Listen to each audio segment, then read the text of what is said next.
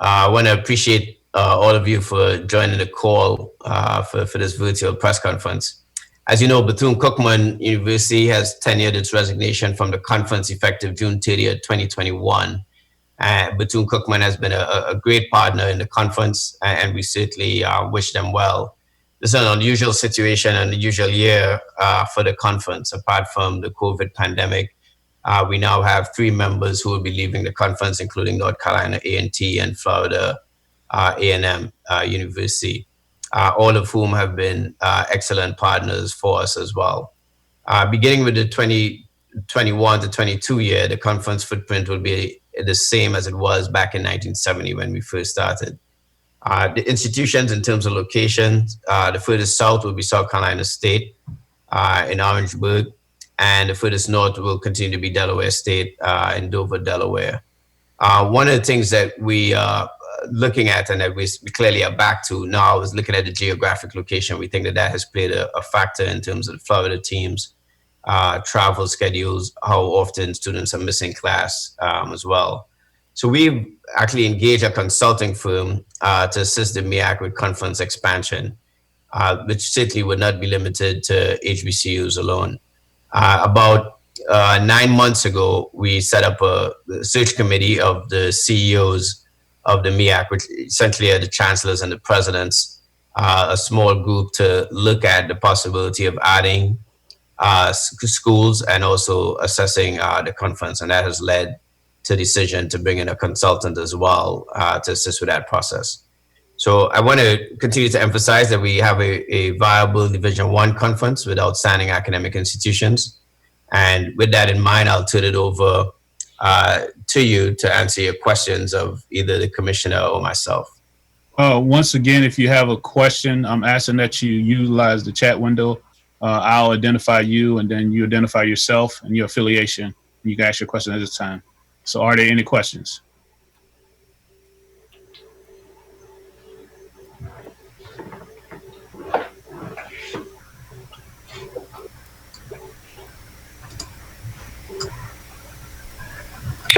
We have a question from Dr. Clavel.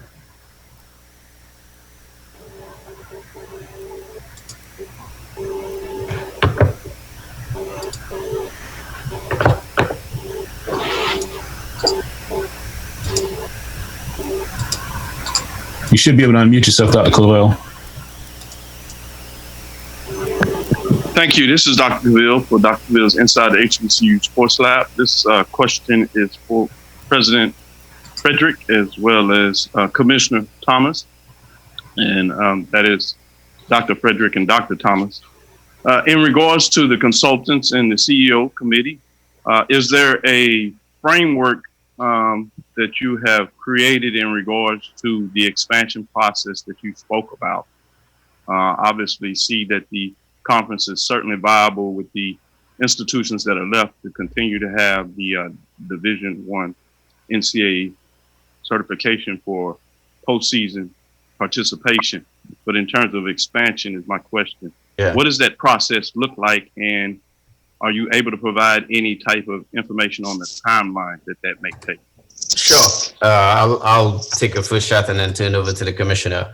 The directions that we've given to the consulting firm is to first assess the conference in terms of the schools that are left. First, to look at the athletic programs, the different sports we have. We're not looking to just fulfill the minimum requirements for Division I, but we obviously are looking for areas in which we can grow. An example of that is, for instance, golf, how many teams we have, and the sports that we have where we could get into conference play, postseason conference play at the very end and have championships. So we are looking at first assessing the conference, and that's going to take place with the consulting firm engaging with each of the universities, the chancellors and the presidents.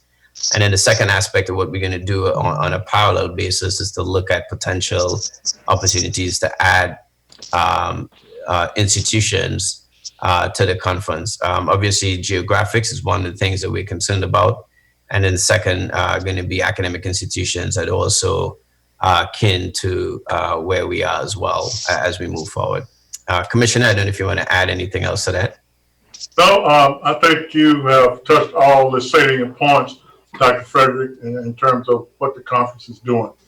And timeline is we're certainly moving with some urgency. We expect the first aspect of this to be done by mid-July, and then the second aspect, obviously, in terms of specific institutions, et cetera, will be dependent on what's available. Obviously, we're also in a pandemic situation with different types of phases depending on where institutions may be located, which may be a challenge around actually conducting visits, et cetera. We'll do most of what we can virtually, but to get a sense of campuses and people, we will rather probably have some in-person meetings, but we are going to continue moving forward with that.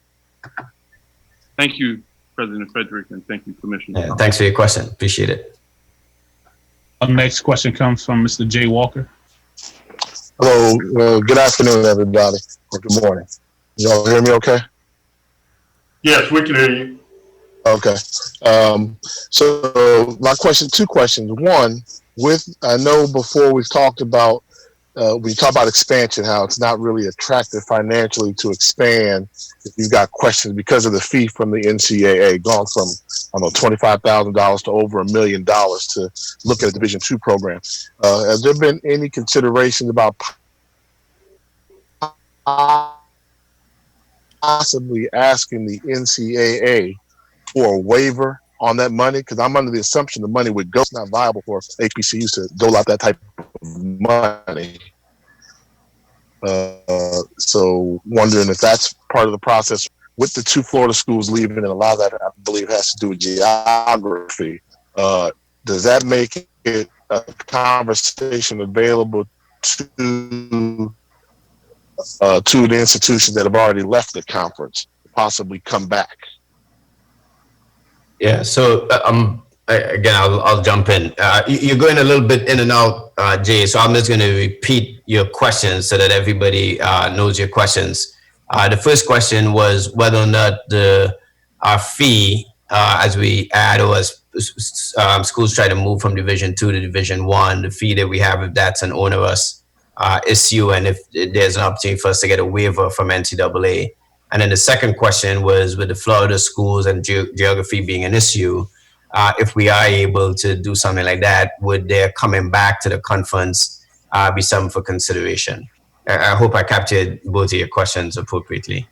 On the first one, we have not looked into whether or not we should be trying to get a waiver, and I don't want to speak for the entire conference. I can tell you how it is an institution. I do feel strongly that if we're going to participate at this level, we have to recruit schools and institutions that are going to be able to make the financial commitment, and that's one of them in terms of having to pay those types of fees, and we have to have a viable conference around what we do in order to make that. So even getting a waiver really just takes care of one financial aspect, but for long-term sustainability, I don't think that that's necessarily a road. And so your part B of your question with respect to the Florida schools, the reality is, especially when you look at college athletics today and we look at the cost, it's not just a cost in terms of dollars for the travel, but it's also in terms of time, taking athletes out of classes for prolonged travel, et cetera. Especially if you're not flying, you go from Florida to DC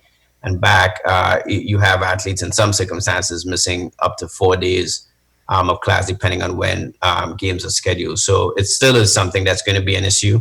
And then we have to be cognizant of the fact that schools like Florida A&M are also answering to state legislators as well. And so that's a factor as well, apart from just the fan base.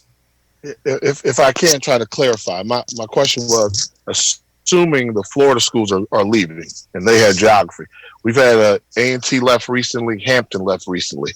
Without those two Florida schools there, would there be a consideration to maybe try and make the MEAC become attractive again to them because they no longer have to worry about the time out of class, which one of the schools listed? Sure, and I'll take that. I probably saw that as a separate part, so I apologize, but I'll take that as well. If you go back and you look at the history of the MEAC since 1970, we've had schools go and come, again, based on some of these circumstances as well. I don't want to speculate around what that may look like. I think what we have a responsibility to do is to make sure that the conference is very strong, that the conference is thriving, that we're very competitive. And I think if we do those things that we need to do to ensure that, including the types of institutions we add, I think some of what has happened in the past could potentially happen. It may involve those schools that you mentioned, but it may involve other schools that previously had an association, with the MEAC. But I think the key is for us internally to make sure that we're taking care of what we need to take care of to make sure it's a viable conference where student athletes are graduating and where it's extremely competitive as well. I hope that does answer your question. Mm-hmm. Thank you.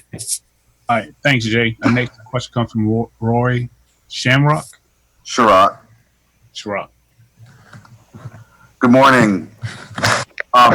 Commissioner Thomas, your thoughts on with the departures just this year alone of A&T, FAMU, and Bethune-Cookman. Those some elite programs that have won multiple championships across different sports.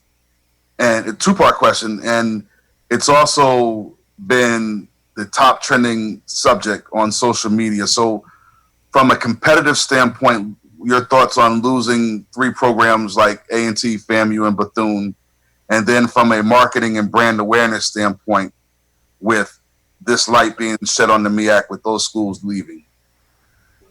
Well, Roy, first and foremost, I would agree with Dr. Frederick and his assessment.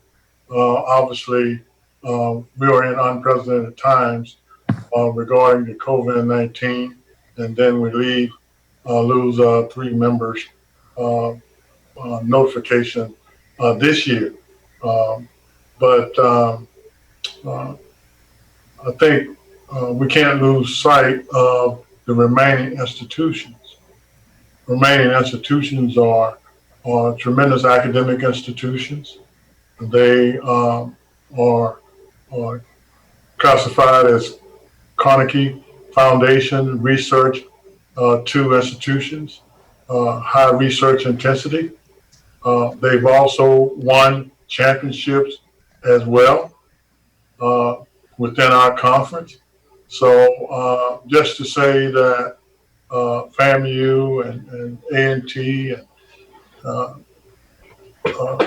Bethune-Cookman leaving the conference doesn't necessarily mean that we don't have other high-profile institutions remaining.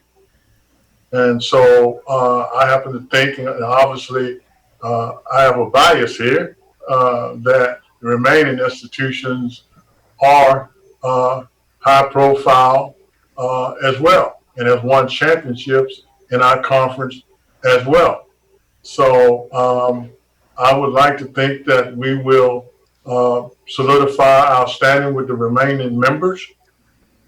So I have no doubt in our minds that the MEAC will continue to sustain itself, but also get better as a conference.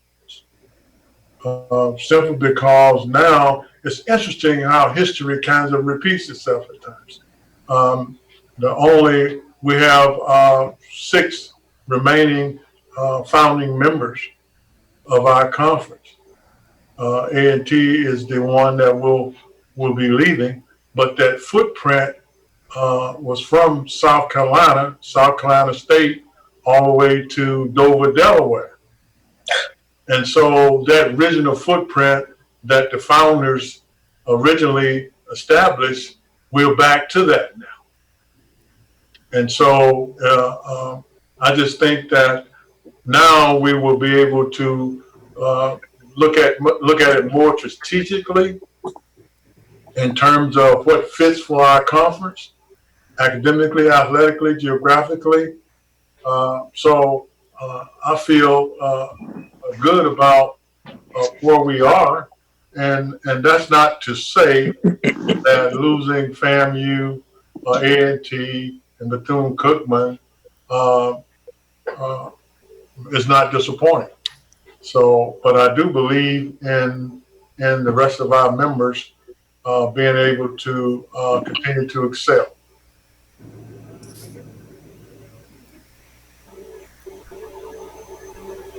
Okay. I guess it's my turn to go next. Dr. Frederick, Dr. Thomas, I appreciate you guys for having this and letting us get a chance to talk to you all face to face as much as you can these days. Question with the Celebration Bowl coming up on its last year, MEAC and the SWAC both being the two conferences involved with that. As you guys are trying to find your way and add more football, are you concerned about the number of current schools that you have, as far as if that will affect your Celebration Bowl status going forward? How big of a concern is that with one conference having 12 football teams in a couple of years and one conference having 6? Well, first and foremost, we've been in contact with ESPN regarding the Celebration Bowl, and the champion will go. So you're going to have one team participating, a champion, and the other team, the MEAC, our champion will participate. Obviously, one team has 12 football playing institutions, but their best team will participate. And the MEAC best team will participate. So I foresee the MEAC continue to be successful in the Celebration Bowl. By the way, we played 5 Celebration Bowls down, and the MEAC leads 4-1. Now, obviously, A&T has had 4 victories, but we have other programs that are very good as well. Over time, we've had success in those programs from top to bottom in the remaining 6 football playing institutions. Yes, this is the last year of the contract, and we've been in contact with ESPN. ESPN wants to renew the contract for the Celebration Bowl. That is a tremendous branding asset for us, a tremendous financial asset for us. So we are looking forward to extending the Celebration Bowl.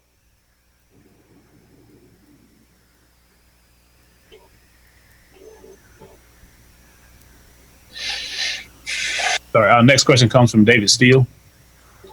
Good morning, Dr. Frederick and Dr. Thomas.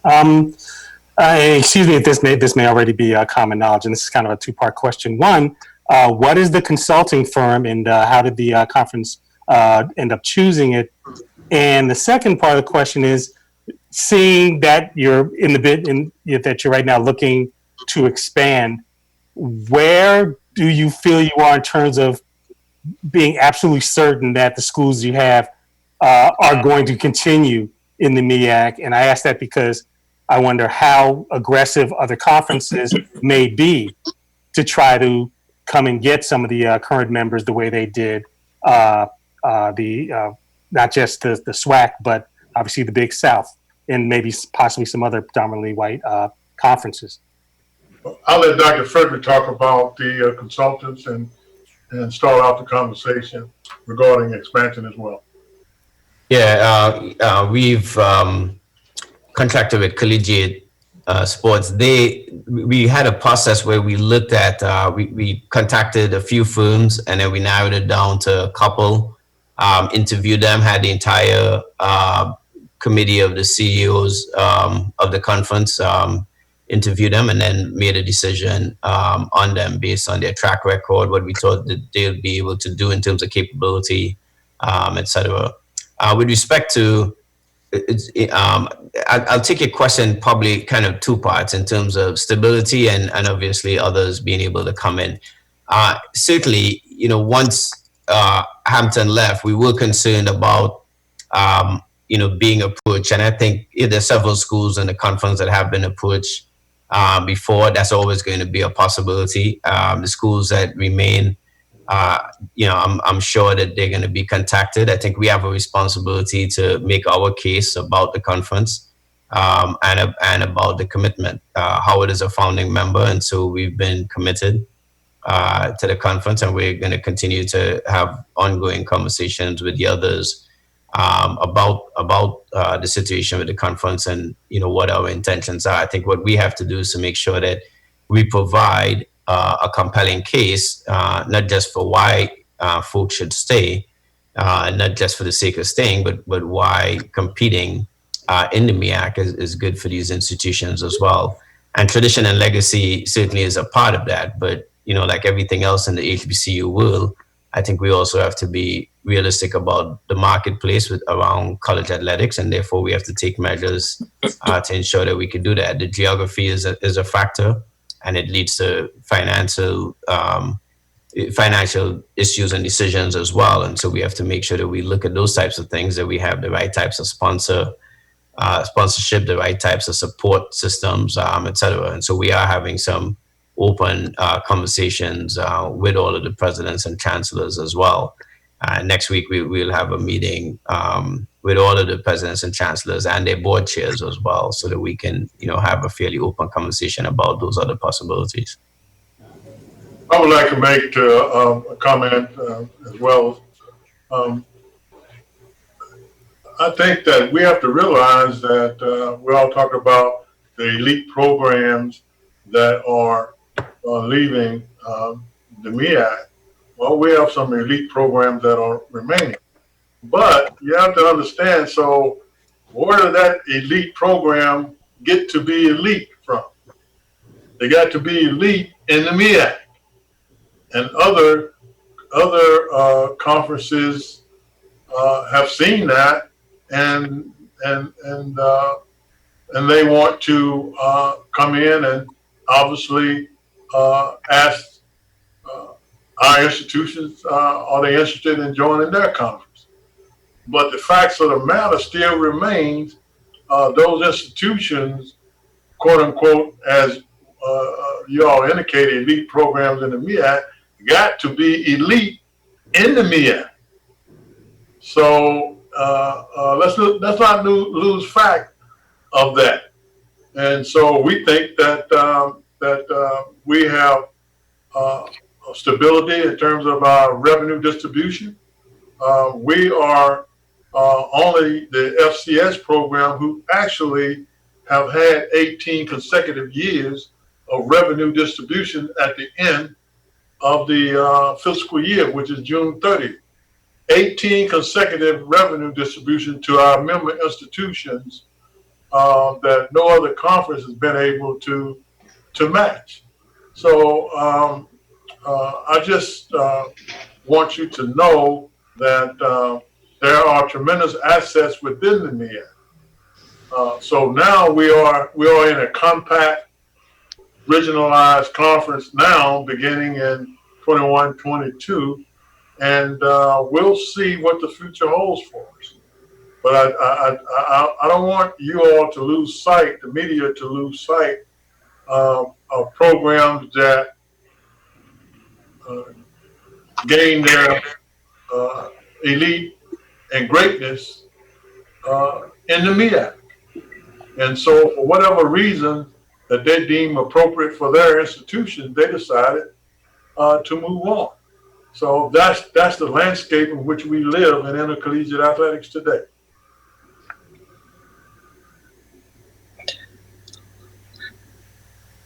I think I'm next, according to Maurice. Thank you, Maurice. Thank you, Dr. Frederick and Dr. Thomas. This is Luke Williams from the Black College Sports page. And Commissioner, first Commissioner, we talked a week or so ago, and you talked about what was required to maintain Division I status. And actually, before this call, I actually queried the NCAA to try to get some clarification about those bylaws that govern Division I status. And the series that they sent me of bylaws talked about things that you mentioned, how many teams and how long they had to have been playing certain sports. As you know, this week has been, the last 2 weeks or so, been filled with a lot of rumors about what FAMU was going to do. Some of them that were confirmed, that obviously has been true. There are rumors even now about that Delaware State is looking to move. And what that brings up for me, and the question I have for you is, from that standpoint of Division I status and maintaining Division I status, how many of the current schools can you afford to lose before your Division I status is called into question? That's number one. And number two is are you familiar with anything about Delaware State or about what they may be considering in terms of perhaps also making a decision before the July 1st deadline to move? Well, I'll flip that. Let's talk about Delaware State, which is a fine institution and has a tremendous history academically and athletically. Dr. Allen is new president there, Tony Allen, and he has conversed with me as recently as this week in terms of its commitment to the MEAC moving forward. And so that's the situation with Delaware State. Now, Luke, you know as well as I do, there's always going to be rumors and what people think they might do. The social media is not the engine of truth and veracity, of truth accuracy, in terms of what's going on in the world, not just athletics. So there probably is going to be some other rumors out there about other institutions as well. So that's just the way the social media is these days. In reference to the maintaining our Division I status, Division I status, we can have 7 institutions that's been together for a minimum consecutive 8 years. And you can remain your Division I status if you have a men and women's basketball program, and you have to have another team sport on the men's side, and you have to have another team sport on the women's side, be that softball, be that women's volleyball, on the men's side, be that baseball, be it football. Now, we cannot afford to lose another football playing institution, simply because then we will fall below the minimum requirement for football. Okay. For football. Gotcha. We still can maintain our Division I status for men's basketball. Okay, I see. Okay. So having 7 after this year with FAM, A&T, and Bethune leaving, having 7, you're safe in terms of football. And if for example, and I don't want to ask hypothetical, but if you were to lose another one, does the NCAA give you some time to try to correct that, or would you immediately fall out of Division I status? For instance, the NCAA will give you a 2-year grace period. Okay. A 2-year grace period to bring another member in to get you back whole for the Division I status. Okay. And so that's the way that works. I got you. So it's not like you just cut off immediately as Division I status. No, you have a 2-year period to go out and bring in another member that will solidify your Division I status with NCAA. Thank you very much for those answers. Okay. Thank you, Mr. Williams. Next up, we have Mr. Charlie Neal. Good morning, Dr. Frederick, Dr. Thomas. The question, when you talked about the search committee that you have, when you look at some of these schools, there may be schools that want to come in just as a football playing program in your conference. Would you consider those type of schools if they didn't bring their whole athletic program into the conference?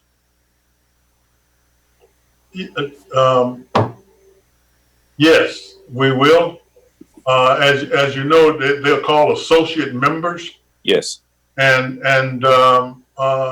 other FCS conferences have associate members in football. Those conferences are the Colonial Athletic Association Conference, CAA, the Big South Conference, and other conferences as well have associate members in football. The MEAC, we have associate members as well. Women's bowling, we have associate member with the University of Alabama, Birmingham as associate member. We have Mama as associate member in women's bowling as well. And we have Augustus University, that's men's golf, that's associate member. And so, yes, I would think that the Council of Presidents and Chancellors would consider that. Dr. Frederick could address that. Yeah, we absolutely will consider that. Our review is going to be a comprehensive one. And while obviously football, basketball get a lot of attention, we're going to look at every sport that everyone plays, because I think ultimately as well, we have to look at overall resources for all the student athletes and make sure that competitiveness and those types of things can be maintained. So we're going to look at all those options as well. Thank you. Thank you, Charlie. Our next question comes from Mr. Donald Ware.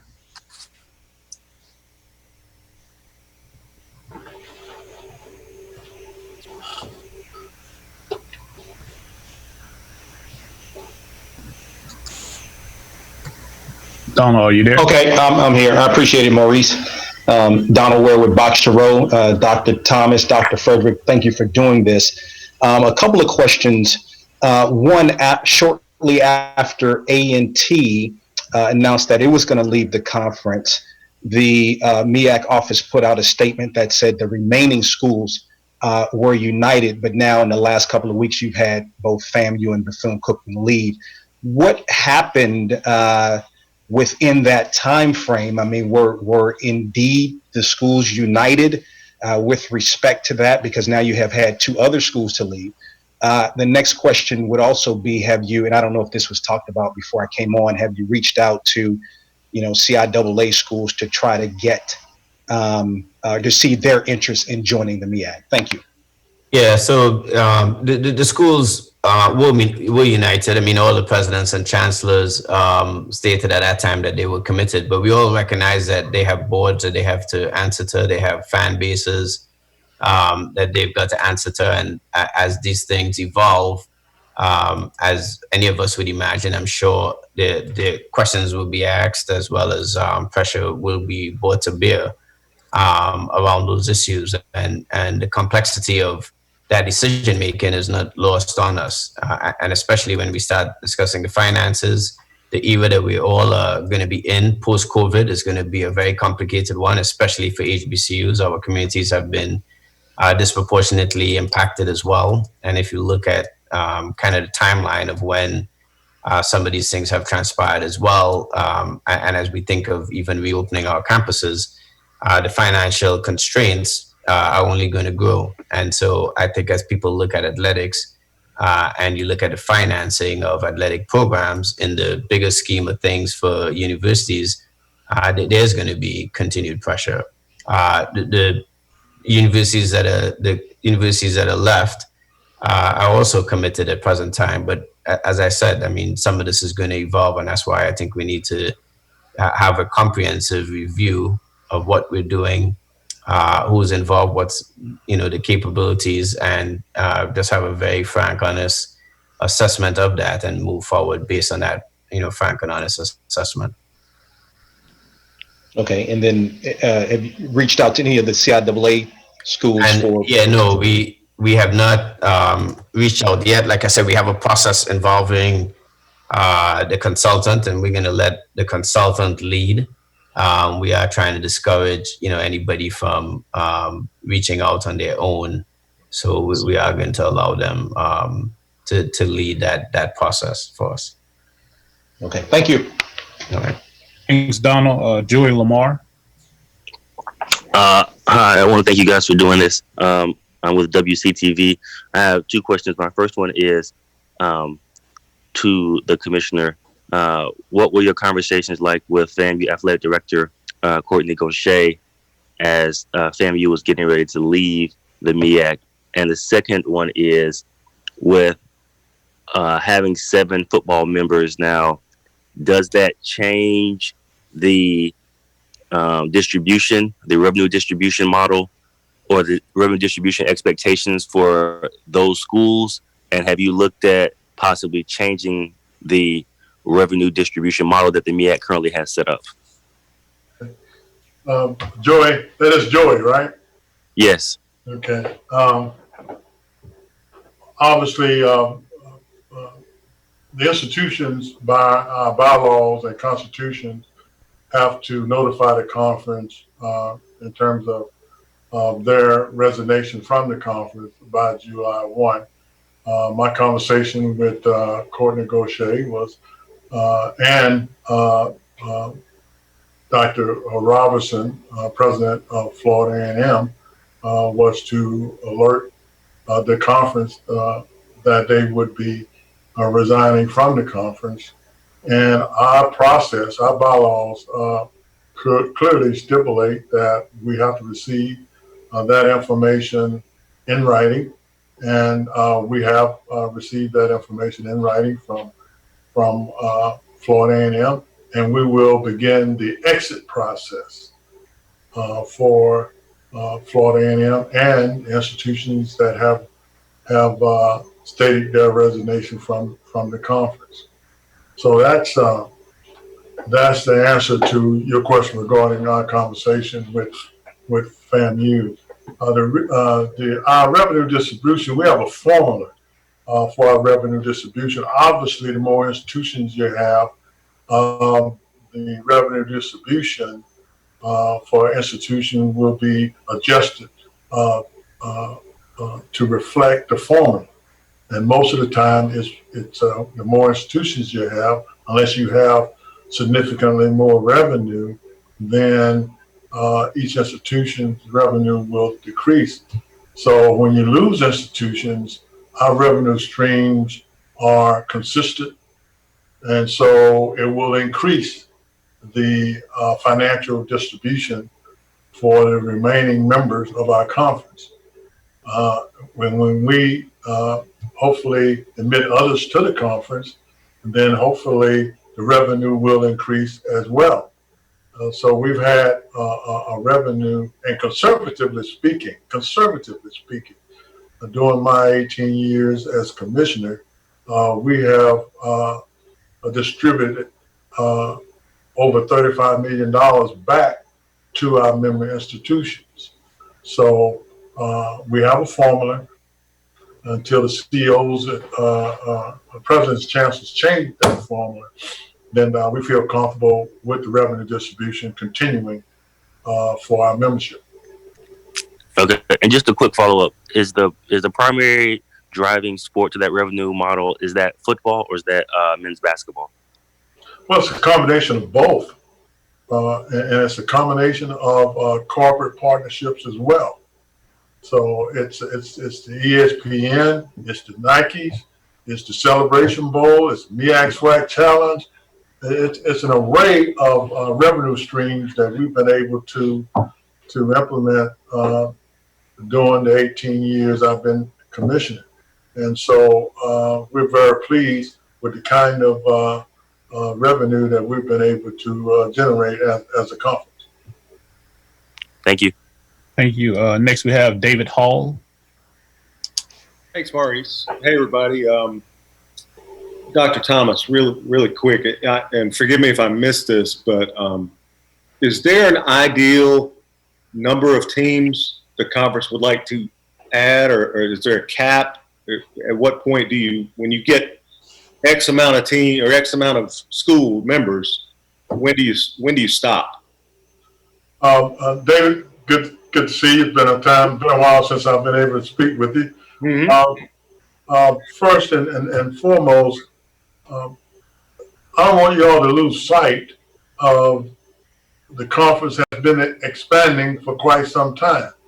The conference brought Hampton University in 1995. It brought Norfolk State in 1997, It brought Winston-Salem State in 2007. Then they went back to Division II. We brought North Carolina Central in 2010. And Savannah State, we brought them in 2010 as well. So we were as high as 13 members. And to specifically answer your question, our strategic plan was to have 12 football playing institutions. So we could go into divisional play from that standpoint. So we would like to continue to add football playing members and non-football playing members to get us to that 12, 13 number, so we can hopefully go into divisional play and still gain control over the travel expenses and miss student athlete travel time, miss class time rather. One other quick one. Are there, you may not be able to mention specifics, but are there specific institutions you guys are targeting based on geography? David, Dr. Frederick addressed that question early on. Oh, okay. In terms of the consultants, we've hired a consultant. Yeah. Consultant will take the lead in that process. Thank you. Thanks, David. We have Stephen Gaither. Hey, yeah, appreciate it. Came back with another question. So you guys say that the consultants are going to take the lead, but obviously at the end of the day, it's the MEAC and you guys are in control. Ideally, would you, you talked about how succinct the footprint is now back to Delaware, to Orangeburg, South Carolina. Ideally, depending on what the consultants give you, would you guys be looking to pretty much restricting yourself to that footprint?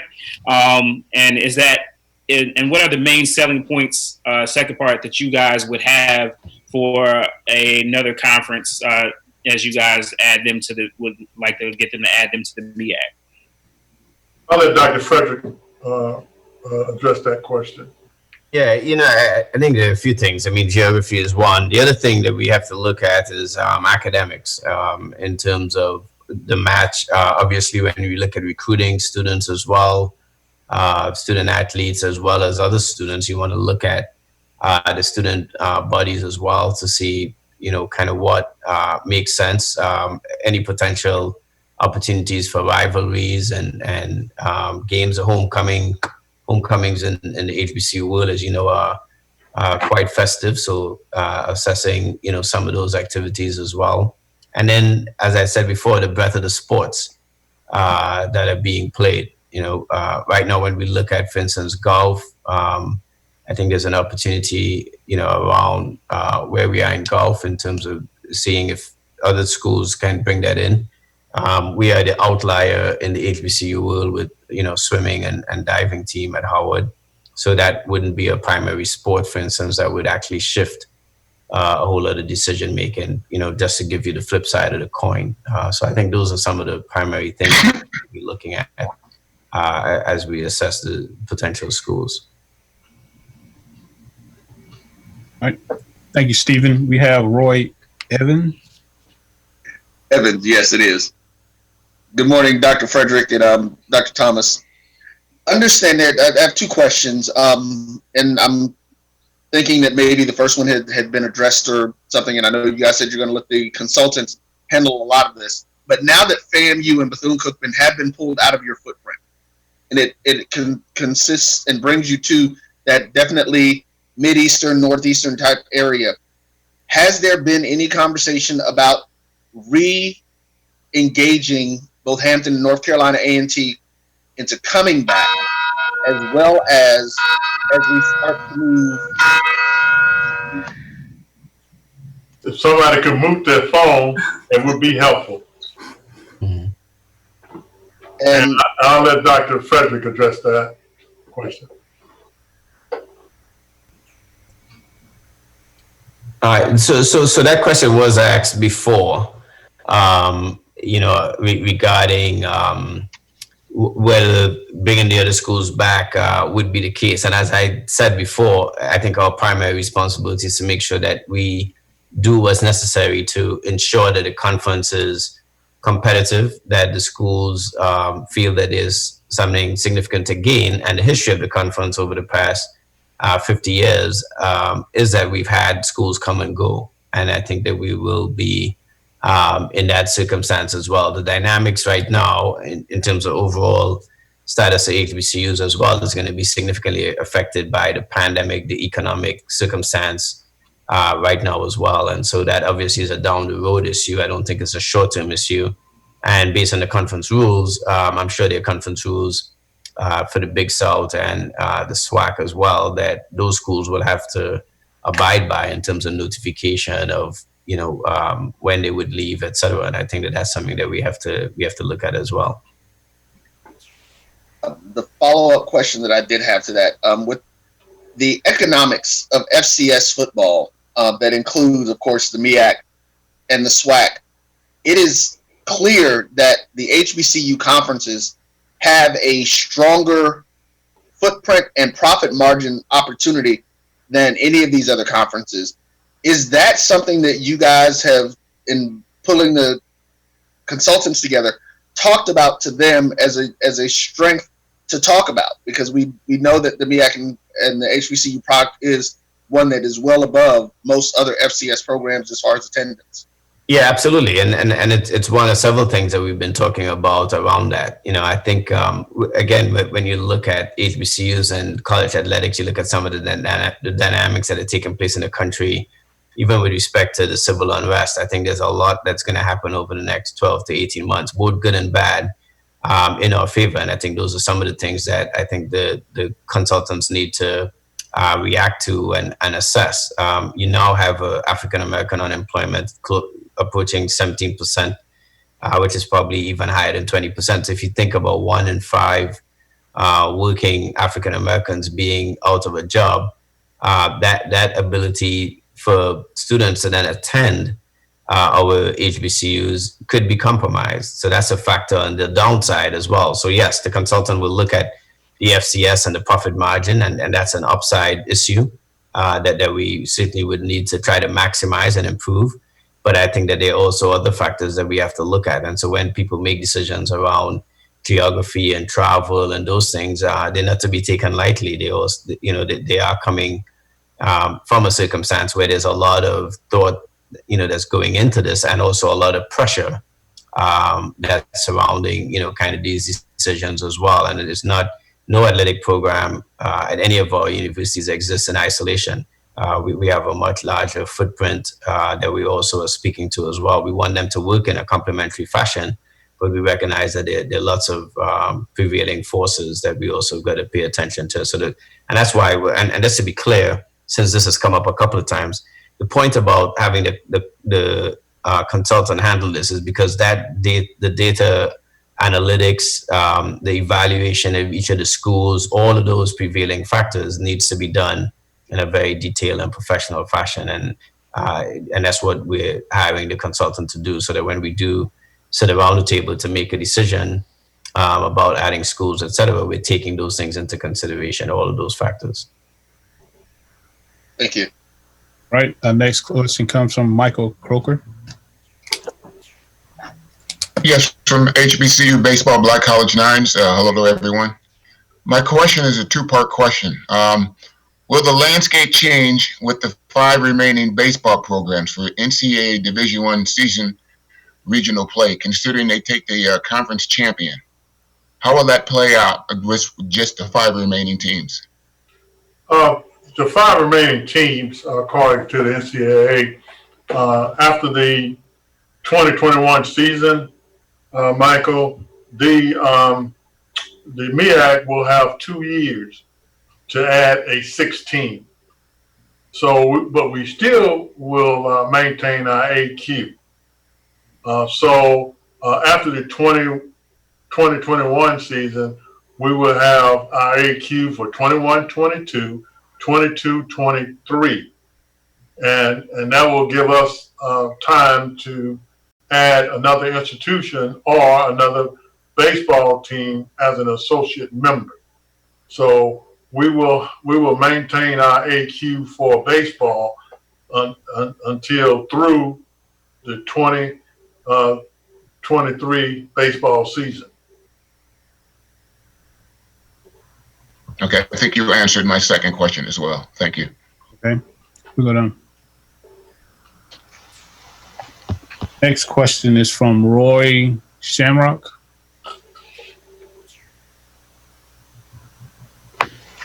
It's Rory Shamrock. Good morning again, Dr. Thomas and everyone. Dr. Thomas, wanted to get your thoughts. Obviously, there's two sides to the argument regarding championship games. You alluded to it earlier about divisional play. Do you think that the lack of a championship game for football in the MEAC played a decision in the schools leaving this year and from in the past, like with Hampton leaving a couple of years ago? Well, Aurora, the institutions that are leaving indicated that one of the salient points were travel expenses and missed student athlete class time. Mm-hmm. So that's what they publicly stated as to the reasons, some of the reasons why they left. If I'm not mistaken, I don't think that one of those reasons was about we didn't have a championship game for our conference. As you know, we had an AQ for the playoffs before we decided to go to the Celebration Bowl format with our champion. But our other institutions still were eligible for postseason play as an at-large team if their record and strength of schedule and all that came into play to be selected. But I don't know if that was a factor into decisions being made by the institutions that are leaving. From my observation in speaking with those institutions, not having a championship game in football never came into our discussions. Thank you. Right, our next question comes from Jeff Mills. Hey, it's Jeff Mills with the Greensboro News and Record. Just wanted to ask, the MEAC's identity has always been as an HBCU league. With this climate and with your consulting firm, as you look forward to expanding and adding teams, would you consider PWIs for membership? Dr. Frederick indicated in his opening statement that we would be looking at PWIs as well. If Dr. Frederick would like to continue to elaborate on that, obviously he can do so. Yeah, I think our first obligation is going to be to evaluate what makes a conference better. I think is the first thing that we have to look at, and we also have to look at match as well. What's appropriate for our footprint and what matches what we're trying to do. I think in your question you alluded to the current climate, and I would assume that current climate you're referring to is the national civil unrest around systemic racism and those types of things. I think that's a broader issue. It's not just about athletics. It can change the paradigm in athletics if there was a different approach to some of those systems in the country and what we do in terms of supporting our HBCUs. People don't write about this often, but the reality is athletes, for instance, at Howard, we graduate 80% of our athletes. We talk a lot about where Black athletes go to play sports, but I'll tell you, the athletes who come here, going to med school and law school after they leave us. And I think that unfortunately that doesn't get as much press coverage as well on that the 1% of athletes make it to the program. And again, I think that's a bigger issue. It's a systemic issue. that requires a change in the paradigm of how we think about what success is in athletics. And I want the athlete to come into the MEAC to win, to be competitive, to be the best. If they get a chance to play in the pros, I also am very supportive of that. But as educational institutions, we shouldn't be seen as pass-throughs. And I think that we should also celebrate the fact that our graduation rates, are something that we should also tout as well, and make sure that it's one of the litmus tests for our success in the long term. So yes, we have a very unusual situation in the country now, but it has a lot of structural issues that come with it that go quite deep into the fabric of our society, and something that we're going to have to continue to address going forward. Jeff, I just want to follow up with Dr. Frederick's comments. Jeff, we have been looking at PWIs for quite some time in terms of the compatibility for our conference. And so I will not diverge those institutions out, but we have talked with several institutions, PWIs, and within our footprint about possible membership. It just did not work out to our advantage. But I've been commissioner 18 years now, and every year we observe the landscape, and PWIs has always been part of that process. So I just wanted to alert you that just not recently that were we considering PWI. We've always, since I've been commissioner, considered PWI. Thanks, Jeff. Next question comes from the line of Dr. Clavell. Yes, thanks, Maurice. This question is for either or both Dr. President Frederick and Commissioner Thomas. It's a question of clarification, if you would, from an edification framework. About 10, 15 years ago, there were several institutions that were moving from the NCAA Division II classification to NCAA Division I. And a lot of them were looking at more of the basketball side. But the reason I use that historical nature is there were reports from several media papers out there that the NCAA was looking at making the demarcation for moving to Division I classification of $1 million. And that's kind of stuck out there. Could you provide any clarification on whether that was actually passed by the NCAA legislation? And I ask that they understand, whether that $1 million is an actuality, or was that something that just kind of stuck in the ether, as you talked about earlier, Commissioner Thomas, about some of the things that on social media that are not necessarily accurate. Can you provide clarification on that one way or the other? Yes, I can. I think Luke Williams mentioned that. But and I want to be very clear, the application fee, it might have been Jay that mentioned it, but anyway, the application fee for moving to Division II or reclassifying from Division II to Division I is almost $1.6 million. And the NCAA and the membership came up with that figure in terms of the kind of value that institution reclassifying from Division II to Division I, financial value would amount to that within the first couple of years of being eligible for the financial distribution from the NCAA. So the formula that they used to come up with that, that was several years ago. When those of you that have been around the block a little while know that I was a director of athletics, and I was the director when we transitioned from Division II to Division I.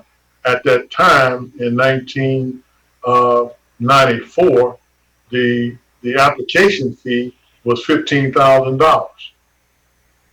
So there was a preponderance of reclassification from Division II to Division I. And so the NCAA, whether it was stated or not, it's pretty much implicit that they had to find a way to assign a larger financial commitment from institution wanted to reclassify from Division II to Division I.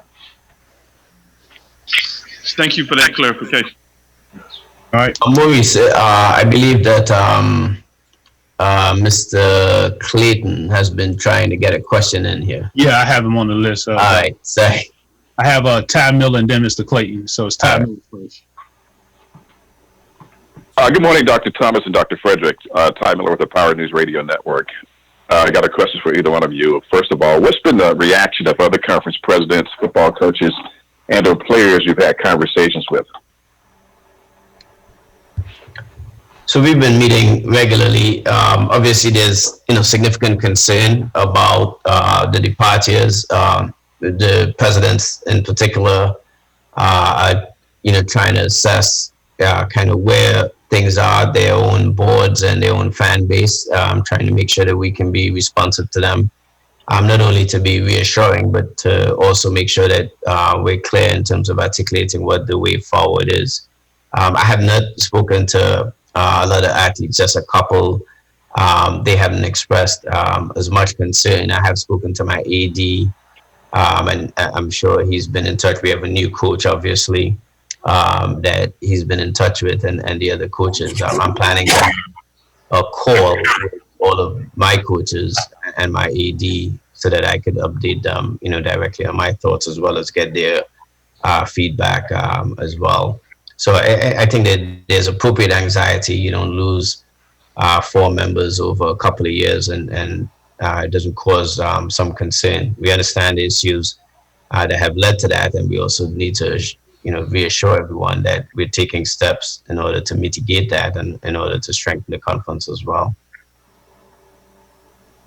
Dr. Thomas, in the midst of what's going on, COVID-19 and social unrest, what's the biggest challenge in stabilizing the fan base and regrowing the MEAC? Well, that's Ty, right? Yes. Okay, good to hear from you, Ty. Nice to be here. Obviously, we have to continue to engage our fan base, our alumni, to ensure that they understand that the MEAC will be viable moving into the future, and that our programming will not suffer in terms of our partnership with ESPN. You will still see all of our games broadcast on the ESPN platform, whether that be ESPN, ESPN2, ESPNU, or digitally on ESPN3. But we will have to really continue to communicate in a tremendous way to keep our fan bases across all of our institutions informed in reference to staying excited, staying committed to watching and supporting the institutions that are still in the MEAC. Hey, Coach, I have one follow-up question. I called you Coach, I'm used to calling you Coach. The question for you in terms of the media, in a time like this, and I know you mentioned ESPN and all the other platforms they have, but how important at this time are those of us who have been covering the sport, particularly football, in the black media? How important are we at this time in terms of carrying out the MEAC message and what's happening with the conference? Well, from my perspective and the MEAC perspective, you all has always been important. And see, I look at it from a historical perspective, simply because there was a time we didn't have ESPN and all the other sports networks, cable networks, and we depended upon the black media to promote our institutions and promote black college football and black college athletics, period. So I see that as a continuum for athletics programming. that you are just as relevant now as you were then. Not many of you remember Black Mutual Sports Network. You don't remember the Pittsburgh Carry All-American team. So you don't remember BET, who used to broadcast college football, college basketball. Charlie Neal was broadcasting with Len Bonnie back in the day. So it was important then to brand the kind of athletic teams and coaches that we had, and it's even more important now. And so we just encourage all media, not just a Black media. We're talking all media, mainstream media, continue, because there is value in supporting and reporting on Black colleges and universities. Okay, thanks. All right. Now we have Mr. Clayton. Sorry for the delay. Oh, that's fine. This is Mickey Clayton, Inside Sports. And good morning, Dr. Thomas, Dr. Frederick. We appreciate you doing this and being so transparent. And my question is more along the lines of our student athletes, the students, coaches, fans, with what is going on with COVID-19 and how what decisions or thought processes have we made in terms of with it spiking in different parts of the country? What happens if it gets to a point where one or two of the institutions end up having to make some decisions in terms of their student athletes and athletes at their institution or students at their institution, and then being able to compete? As we went through the pandemic when it hit last year, when it was basketball tournament time, we had individual presidents that made decisions that took their teams out of participating. What happens with us in the MEAC in terms of that being a board of trustees, board of governors, president, conference? What decision, who makes that decision, and what have we thought about in terms of trying to make plans to the ripple effect it'll have throughout the conference? Well, Mickey, I want Dr. Frederick to address that question, but I don't think many of you all know that Dr. Frederick is a physician and as president of Howard University. And so Dr. Frederick has been really taking the lead on this across America. He's been on CNN, MSNBC, all the media platforms talking about your very question, Mickey, and we're very fortunate to have Dr. Frederick in our conference with his expertise to talk about this COVID-19 pandemic. Dr. Frederick. Yeah, so Mr. Clayton, it's an excellent question. The first thing is I think we have to look at athletics again in the subset of what we're going to do at our universities. At Howard, I just released our reopening plan yesterday. And if you look at what we're doing there, I also, I'm a big proponent of having an HBCU approach to this, because I think we have an unusual and sacred responsibility within the HBCU world. African Americans are disproportionately impacted. Our population is largely African American.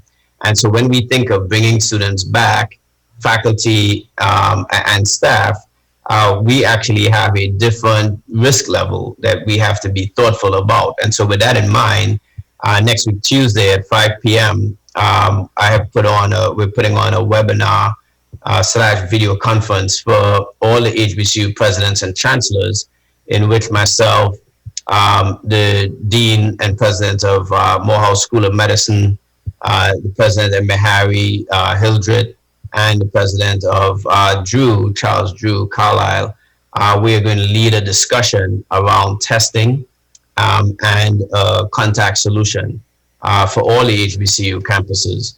And we've been in some discussions with a couple of proprietors about testing, potentially getting free testing for all HBCUs, and also looking at a potential contact tracing solution that would help. If we're able to do that and coordinate it, that actually is going to help us significantly when it comes to contact tracing for athletics in particular, because we will have central databases whereby our athletes would be part of that.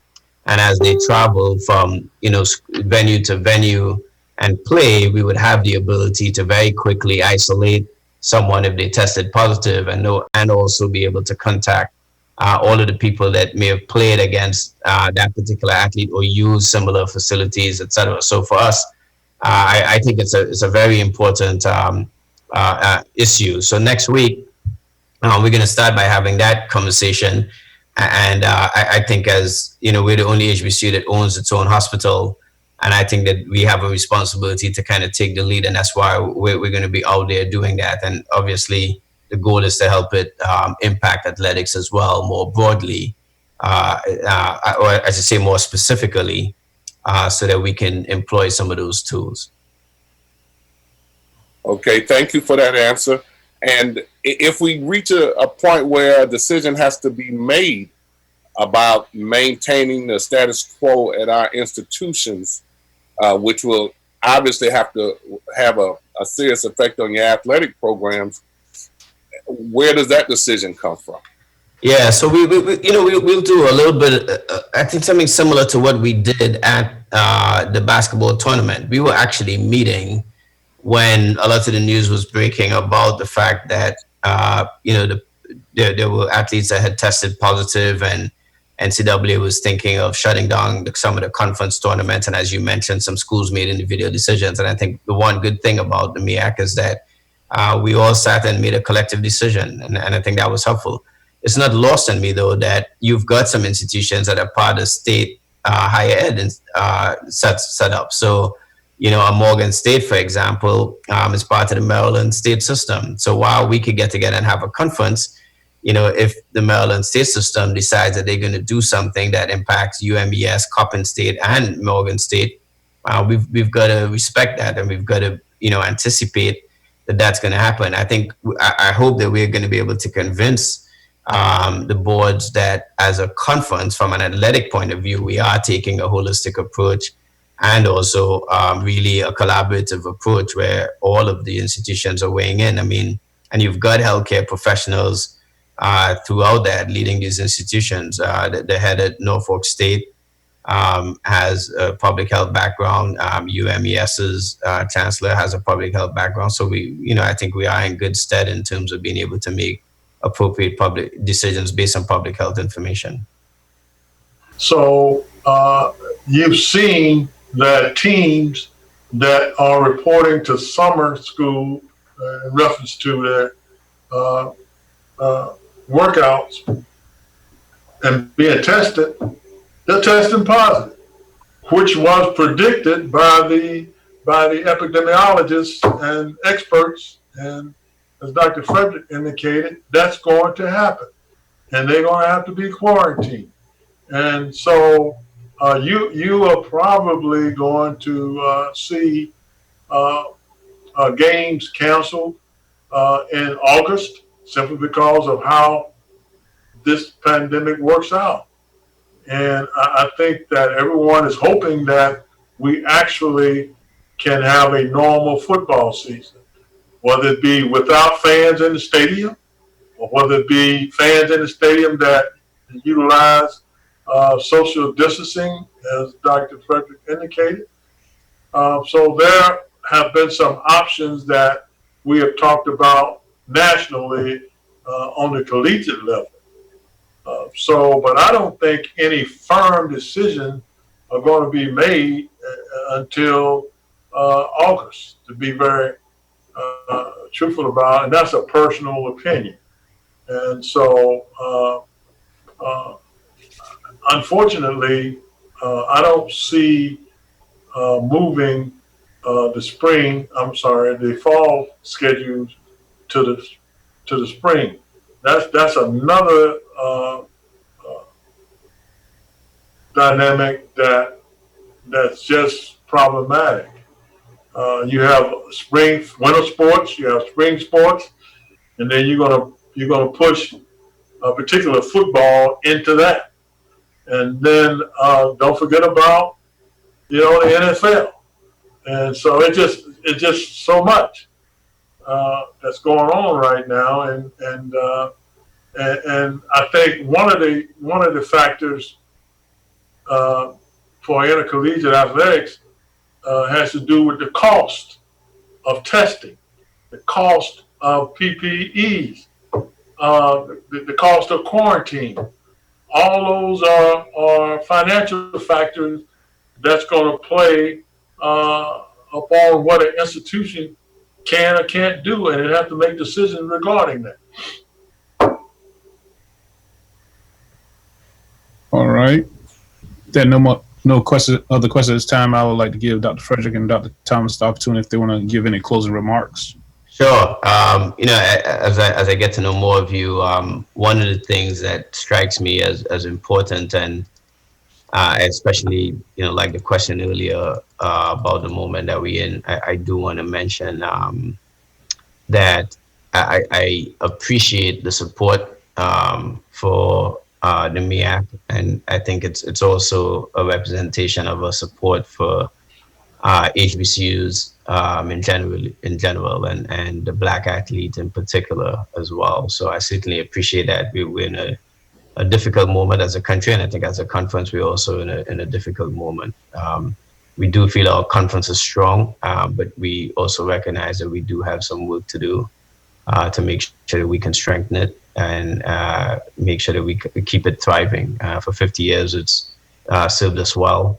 And like I said, I think we probably don't shine the light as much on what we do around academics for these student athletes and the opportunities that we give them, which quite honestly is generationally transformative in terms of their own families and their lives, and ultimately what our communities are about. And for us to break down the current ills of what plagues us, we have to multiply that, and we have to make sure that that is strong and effective as we go forward. So I certainly appreciate you guys giving us the time. As we conduct our process, we're going to be transparent. I think anytime that there are challenges, we're going to meet those head on. So I appreciate the commissioners' role in terms of trying to step in and do that. We have been working on quite a few things outside of just membership. We recognize the other factors that we need to look at as well, and we're going to continue to do that, and we're going to continue to try to communicate with you as much as possible. I'll also make myself available to try to answer your questions, etc. I have to get another call, so pardon me I'm not being rude, but I'm going to leave before the commissioner's remarks. And again, thanks everybody for taking the time and spending the time with us this morning. Appreciate it. Thank you, Dr. Frederick. Okay. I would like to thank Dr. Frederick as well. He has provided excellent leadership during this uncertain times in our society, and particularly from a medical perspective and from a conference perspective. I want to thank all of the media for being on today and asking questions and getting information. We want to be as transparent as possible when we want to answer your questions, and I feel that we've been able to do that. And I think that moving forward, well, obviously the MEAC will have some challenges, but those challenges we feel that we can meet with a great deal of certainty. And we want to make sure that the MEAC student athlete is in a safe environment. And I think that echoes across the intercollegiate landscape. And so these are very, not only difficult, but precarious times. And we're in a fluid situation where stuff is changing by the hour, by the day, by the week, by the month. And we're going to have to be able to adjust quickly. And this is our 50th year, as mentioned before. We have just a tremendous legacy in history, from NBA Hall of Famers to NFL Hall of Famers, all the way to Olympic medalists, from gold, silver, and bronze medal. And so I hope that, and I know that we will continue to produce outstanding student athletes. So again, thank all of you for being on the call, and stay safe and stay healthy. Thank you. Thank you all again for joining us. You all have a good afternoon.